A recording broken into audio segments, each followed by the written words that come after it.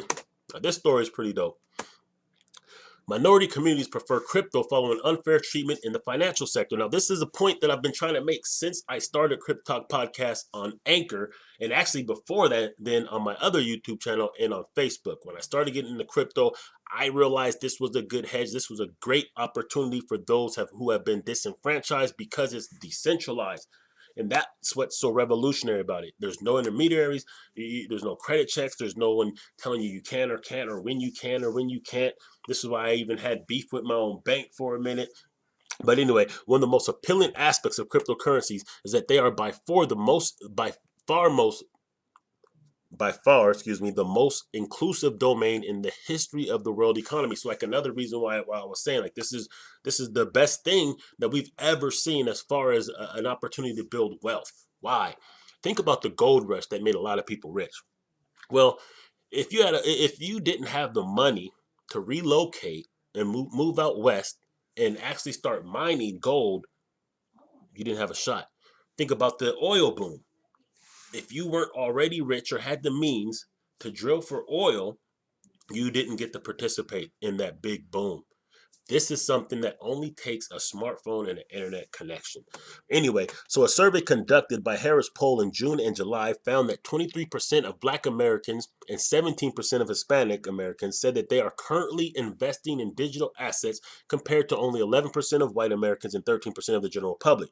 25% of LGBTQ respondents stated that they own cryptocurrency as well. The surveys were conducted among 2010 people and 2003 adults in the United States. The survey further revealed that minorities tend to be more knowledgeable about cryptocurrencies in general.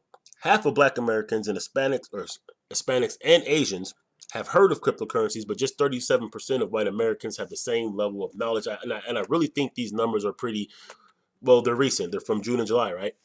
I think if you would have went back to about December, you wouldn't have got these kind of numbers. But the same reason why you see a lot of these different countries that may be economically challenged now getting into Bitcoin, now building central bank digital currencies, now mining, now accepting it, integrating their financial systems into it. It helps those. And it was built. Remember, Bitcoin was built as a response to the failing bank system in the economic crash of 2008. It was built for everyday people to be able to have a chance to store wealth, store value, do transactions without anyone getting in the middle, and do it anonymously and securely. So, of course, I would think that it would benefit those who are the working class more so than those who are not. And I think because of that, if you really have a reason.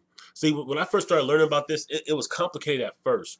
But most of the things that I really learned how to do with this crypto came as a result of me needing to. So like when I started playing poker or whatnot, and you can't play poker, you can't use your US account to fund poker because a lot of times your bank will reject it, whatnot. I found by using crypto, it's easy. I could just send the crypto, fund it, blah, blah, blah. So if you actually have a utility or a use case or a need, you're going to be more likely to learn these things and get up on game. So OnRamp Invest CEO Tyrone Ross concurred with Jerzima, saying crypto is very big with Black millennials and LGBTQ Americans because it represents freedom. This is very much a social movement. Representation of equality are what crypto promotes, invokes, and distributes, he added.